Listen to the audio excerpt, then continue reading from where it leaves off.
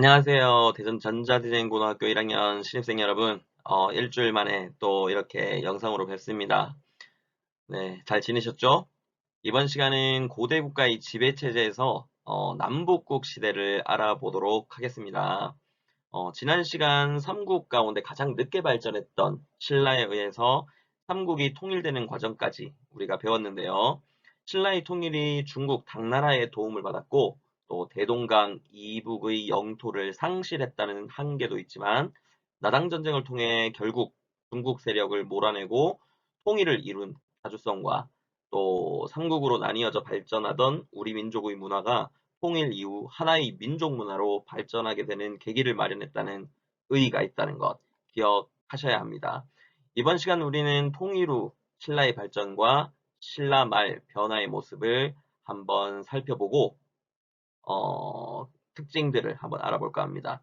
여러분 보시면 선생님 얼굴 뒤쪽에 배경에 한 왕의 얼굴이 나옵니다. 왼쪽에는 태종 무열왕이라고 되어 있죠. 이 태종 무열왕은 신라의 진골 귀족 출신으로는 처음으로 왕위에 즉위한 그런 아주 대표적인 진골 출신의 왕입니다. 이분은 원래 이름은 김춘추라고 하고 여러분 지난 시간 배웠던 나당동맹을 이끌었던 그런 인물입니다.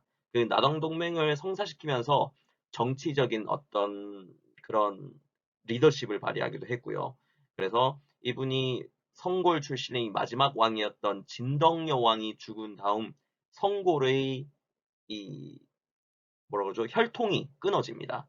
그렇게 돼서 이제 진골 귀족들이 모여서 다음 왕을 진골 귀족 가운데 누가 해야 될 텐데 누가 해야 할까를 서로 논의하다가 결국 이런 여러 가지 성과를 냈던 김춘추가 왕위에 오르게 되고 그래서 이분이 태종 무열왕으로 오르게 됩니다. 그리고 이 태종 무열왕의 아들이었던 문무왕 때 드디어 신라가 삼국을 통일하게 됩니다. 그렇게 이번 시간부터는 이제 신라의 삼국 통일 이후 시대 어떻게 진행되어지고 발전해 나가는지 한번 살펴보도록 하겠습니다.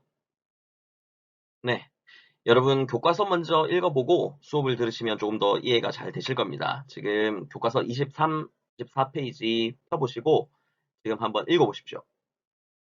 네, 다 읽어보셨죠?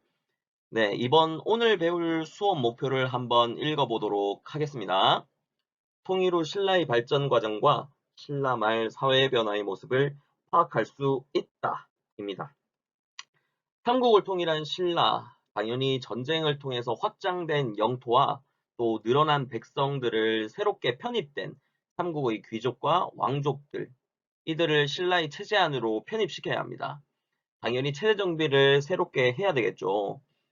행정구역도 새로 편성해야 되고 또 백성들과 귀족들을 골품제도라고 하는 신라의 신분제 안에 편성해야 하겠죠.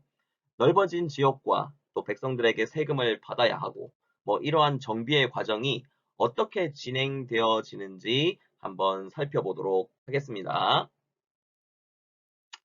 네, 첫 번째 소주제 통일 후 신라의 발전입니다. 통일 후 신라의 발전. 통일 후 신라에서는 두드러지는 부분, 그 부분은 왕권이 강화하는 방향으로 체제가 정비된다는 점입니다. 요 기억하셔야 됩니다. 모든 정책들이나 모든 어떤 방향들이 왕권이 강화하는 것을 목적으로 이렇게 이루어져 나간다는 거 살펴보시면 됩니다.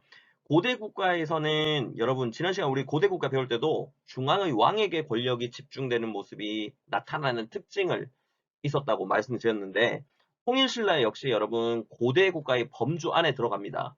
정복전쟁의 성공을 통해서 전쟁을 이끈 왕의 권위가 올라갔듯이 삼국의 통일을 이끈 신라의 왕들 역시 전쟁과 승리의 과정을 거치면서 그들의 왕권이 강화하는 모습을 보입니다.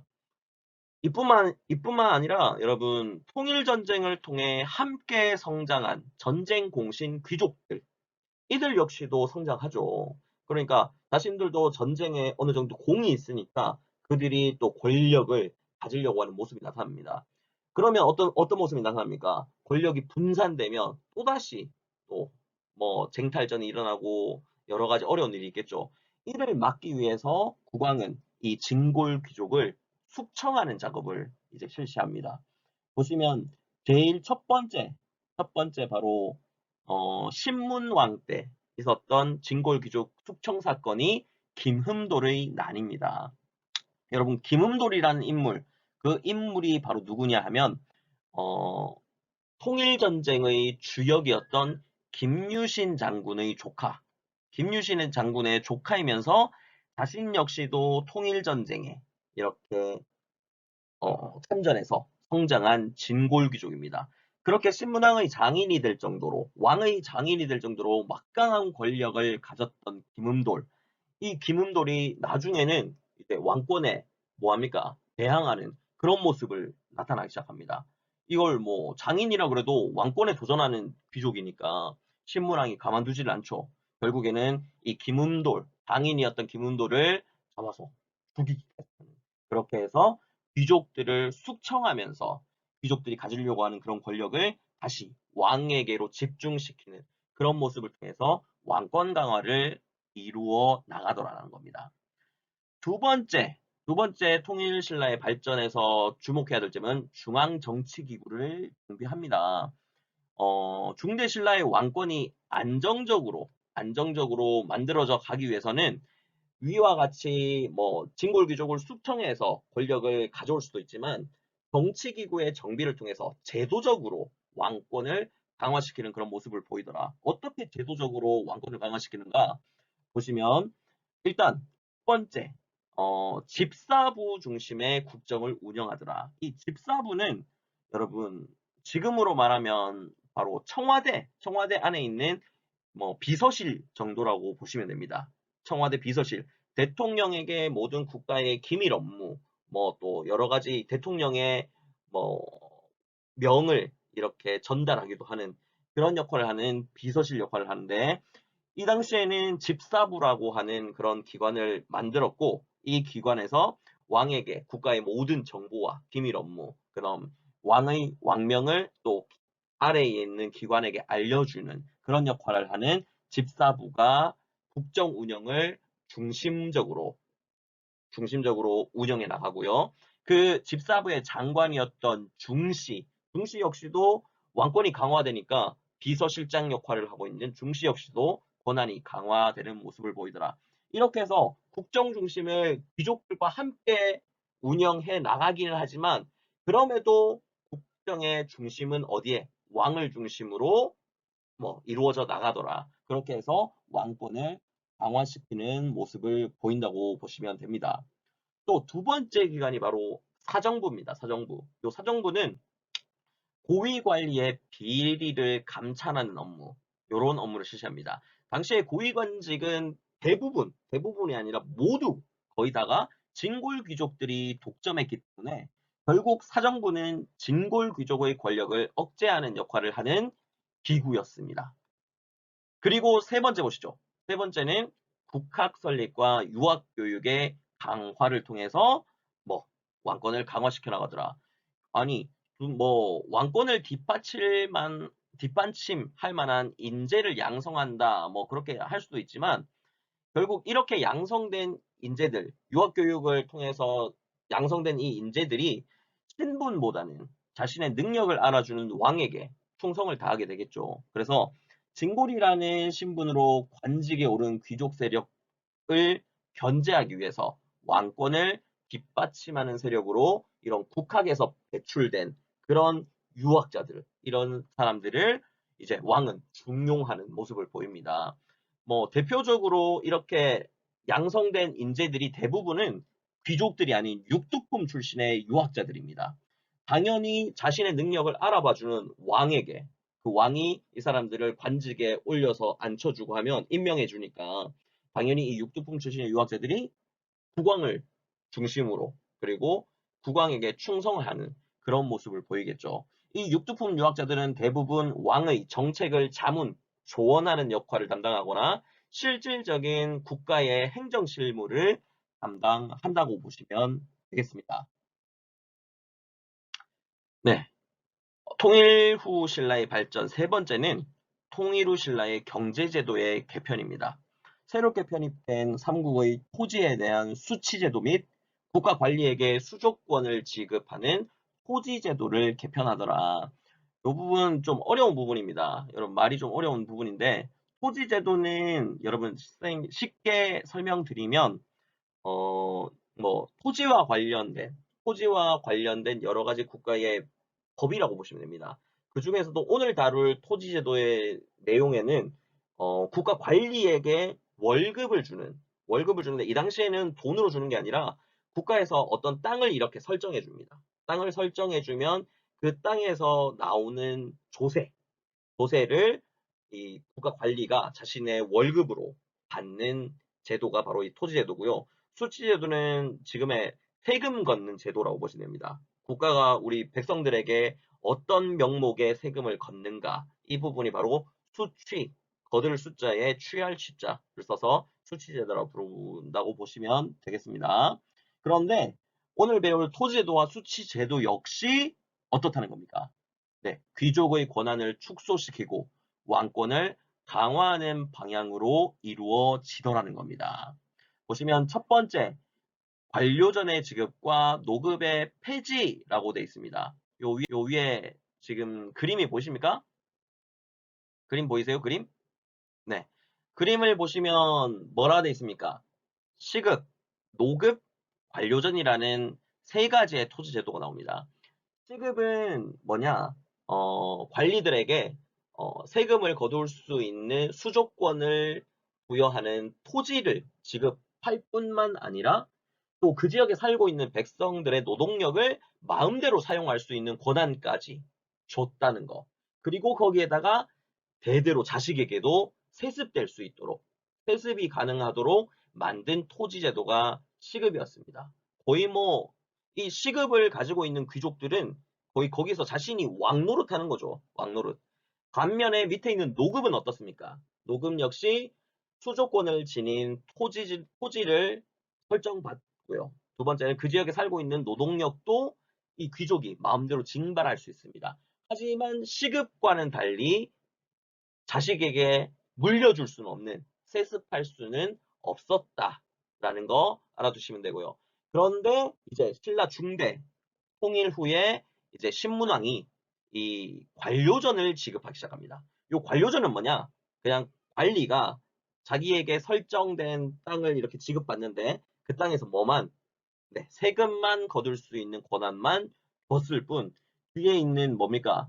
그 지역에 살고 있는 사람들의 노동력도 징발할 수도 없고 세습도 안 돼서 아들에게 물려줄 수도 없는 그래서 딱 그 땅에서 세금만 거둘 수 있는 권한 점점 어떻게 됐습니까? 네, 그 지역에게 주어졌던 귀족들의 권한이 줄어들고 있죠. 줄어들고 있고 이전에 주던 노급을 어떻게 해버렸다? 폐지시켜버렸다. 결국 결과적으로 귀족 경제 기반이 약화되고 백성에 대한 국가의 지배력은 더욱더 강화되는 방향으로 나아가게 되더라. 이게 신라 중대 때 토지제도의 개편입니다.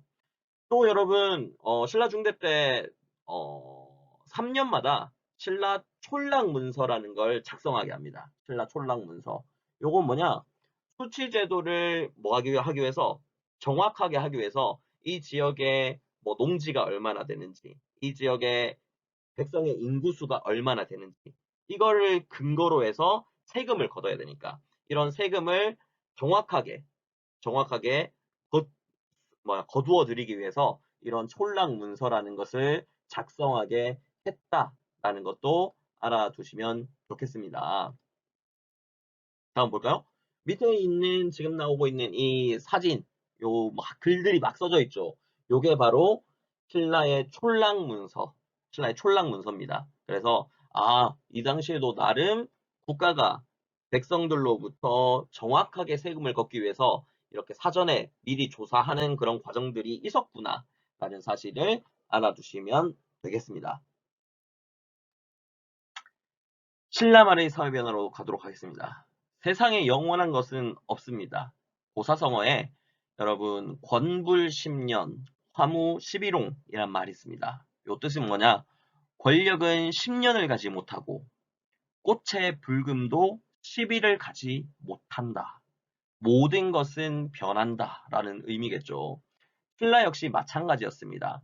통일 후에 신라의 발전도 오래 가지는 못했습니다.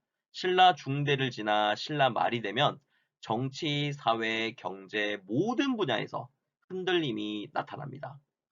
여러분 기억하십니까? 태초에 진골 출신의 왕이었던 무열왕. 이 무열왕가의 권력 점에 이 다른 진골 귀족들의 불만이 고조되기 시작합니다. 같은 진골 귀족 출신에서 왜 자기네 가문만 계속해서 왕위에 오르냐? 우리도 진골 귀족인데 우리도 왕위에 한번 올라보자 라고 하면서 왕권이 약화되는 틈을 보기 시작했죠. 그래서 이 왕권이 약화됨과 함께 진골 귀족들 간의 왕위 쟁탈전이 치열하게 벌어집니다. 이 시대를 우리는 신라하대라고 부르는데요. 신라하대는 155년 동안 왕위가 20번이 바뀝니다. 결국 한 왕이 왕위에 오르면 평균 몇 년? 7년 6개월을 즉위하고는 또다시 반란이 일어나서 왕위가 바뀌고 또 7년 정도 하면 반란이 일어나서 왕위가 바뀌고 하는 그런 왕위 쟁탈전이 치열하게 전개되는 모습이 나타나더라. 그래 결과 어떻게 됩니까? 왕권이 약화가 되겠죠. 뭐 조금만 잘못하면 반란이 일어나서 왕위가 바뀌니까. 그래서 왕권이 약화가 되면서 반대로 진골 귀족들의 권한이 강화되는 모습을 보입니다.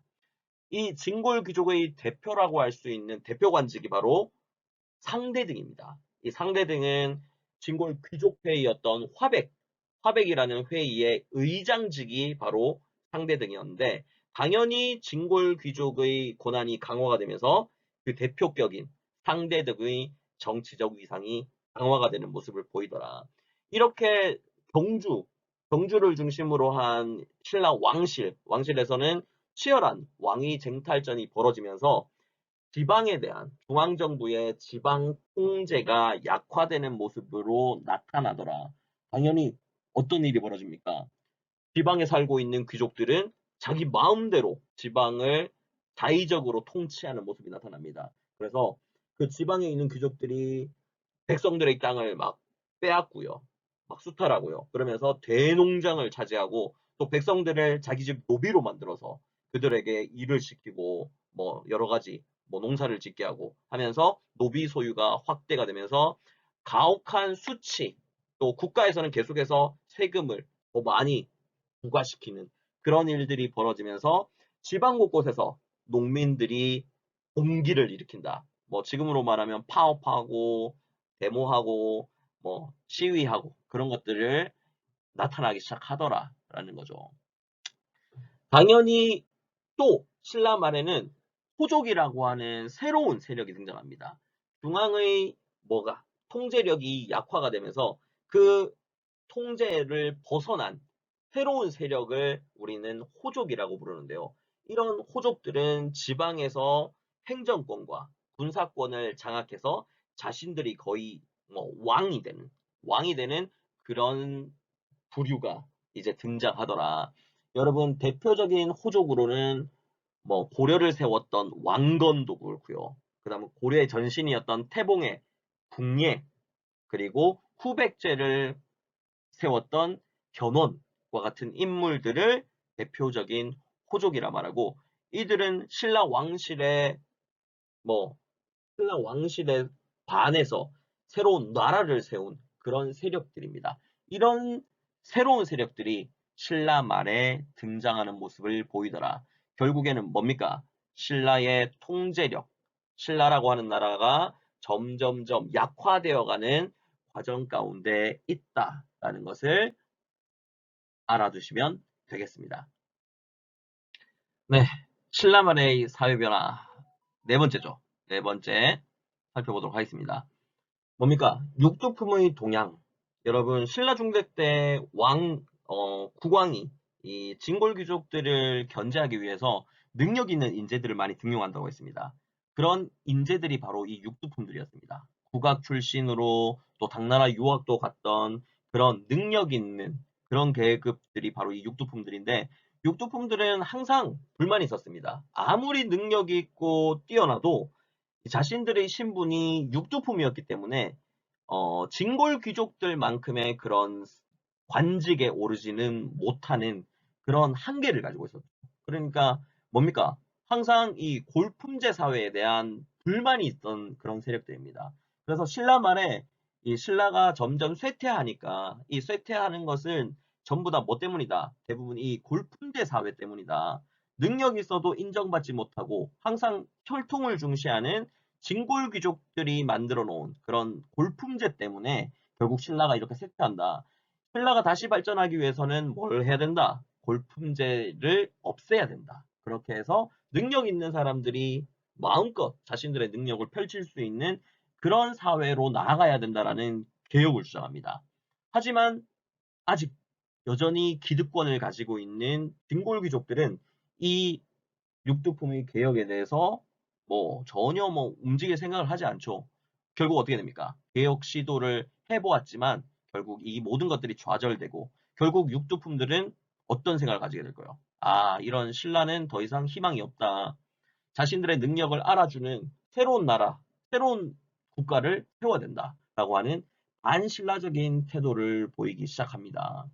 대표적인 인물이 여러분 이 채치원이라는 분입니다. 이 채치원은 신라 말기에 육두품 유학자로 당나라에 가서 당나라 과거제였던 빈공과에 합격을 하고 또 당나라의 관리로 또 지내다가 신라로 돌아오게 되는데요.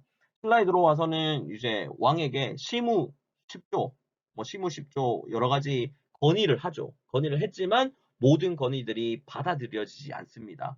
결국 이 최치원은 어떻게 됩니까? 그 관직들 다 그만두고 그냥 떠나서 시골에 들어와서 그냥 신라를 포기하는 그런 모습까지도 보이고요. 또 뭐 최언위라고 하는 인물도 있고 최승우라는 그런 육두품 출신들의 유학자들은 뭐 최언위 같은 경우는 후고 우려 왕건의 아래로 들어가기도 하고요. 그 다음에 최승우 같은 분들은 백제의 후백제의 견원 밑으로 들어가서 또 반신라적인 태도를 보이더라라는 사실을 알아두시면 좋겠습니다. 결국 신라는 어떻게 됩니까? 네, 신라는 다시 후삼국으로 나누어집니다. 뭐 900년의 견원에 의해서 전라도 완산주 지역에 세워진 후백제가 새롭게 성립하고요. 또 경기도 강원도 일대에서는 누가 궁계가 901년도에 후고구려를 세우면서 기존에 있는 신라는 경상도 지역으로 영향력이 축소가 되면서 이제 이 신라 전체가 세 개의 나라로 나누어지는 후삼국 시대가 성립되더라 라는 사실 알아두시면 되겠습니다.